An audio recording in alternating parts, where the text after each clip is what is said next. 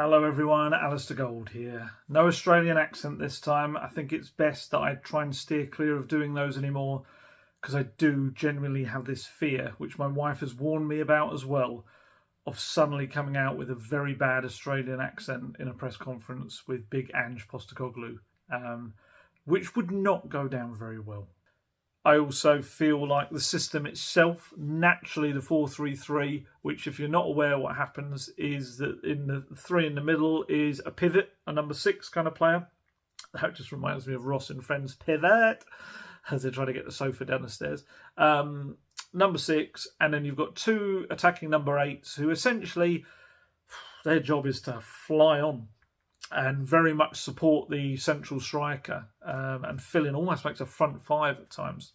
And then what happens is the fullbacks or the centre-backs, the inverted fullbacks will sometimes come into the midfield to make up their numbers. Occasionally, a centre-back will also step into the midfield as well. And it's all to squeeze that space so that the opposition have so little space to operate in that their only way out is to either be superb in passing the ball around the press or they boot it over the top and they run through.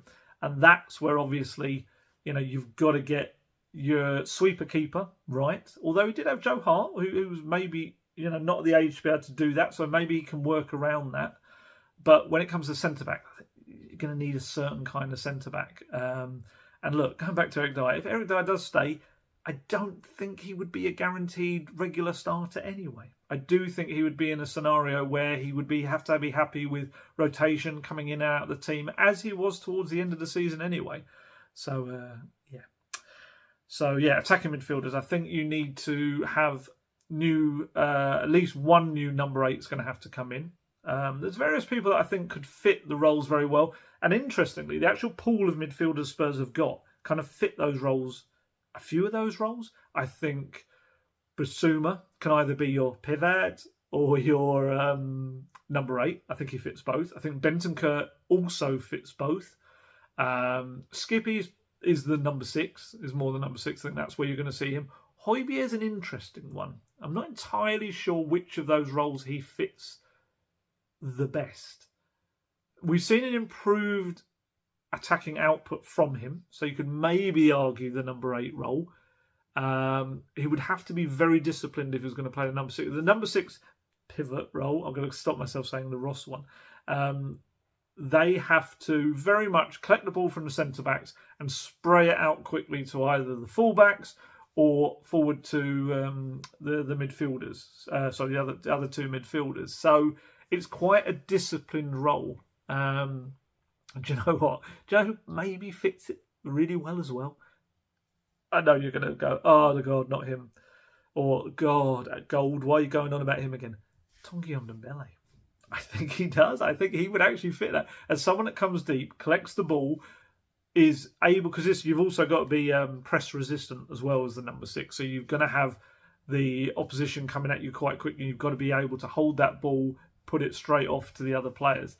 Tanguy can do that. He can break a press. So, look, we'll talk about Tanguy in a little bit, but he does fall into that category as someone. And you've got Pape Matar, mustn't forget him. I think as one of those 2 number 8s, he could be developed into that quite well.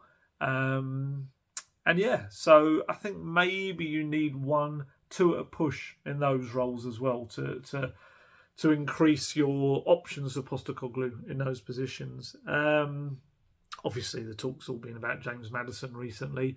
A long-time Spurs target. Someone that I do think would fit that system brilliantly. He has played in the midfield 3 before. Obviously, scores goals, so he can easily support the attackers. He's got a lot of goals for Leicester, especially, was it not last season, one before? He got an amazing amount of goals and assists when you put them together. So yeah, could do it very well. Obviously, the other issue at the moment, it would be Newcastle. In that Newcastle certainly are an attractive proposition right now. They're clearly a club on the up. They've got big money behind them, building a base of kind of quite an English base as well in there. Anthony Gordon's gone there as well.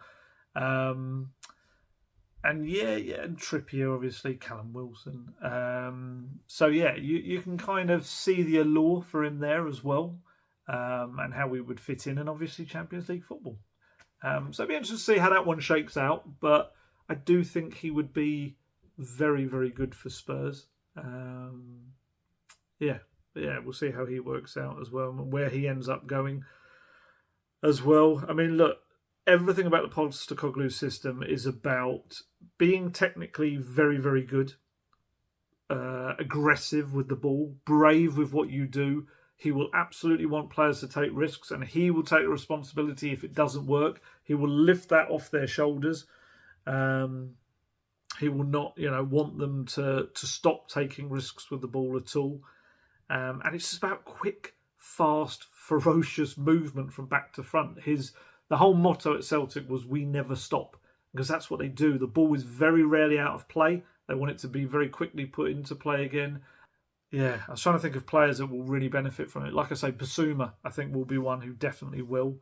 I think Sonny will have a much, much better season from Sonny, because he's going to be put in all the right areas. That's the key thing for Sonny, is that obviously the Conte system, yes, the two winger types, or number 10s as they were called by Conte, they had to track back. They had to do a lot of work in their own half as well. The Postecoglou system, nope. You guys up there, I want you to press it from the very front.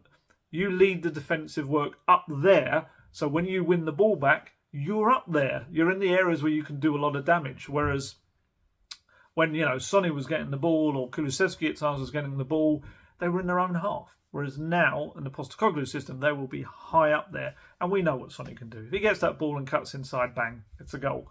So I think you'll see a very, very good season from Sonny. In terms of at the back, the only defender I haven't mentioned thus far, centre-back, Christian Romero, I think it will suit him to a T. I do. He's got enough pace to deal with the high line, but he's also very brave on the ball, and he will love the idea of stepping into the midfield as well.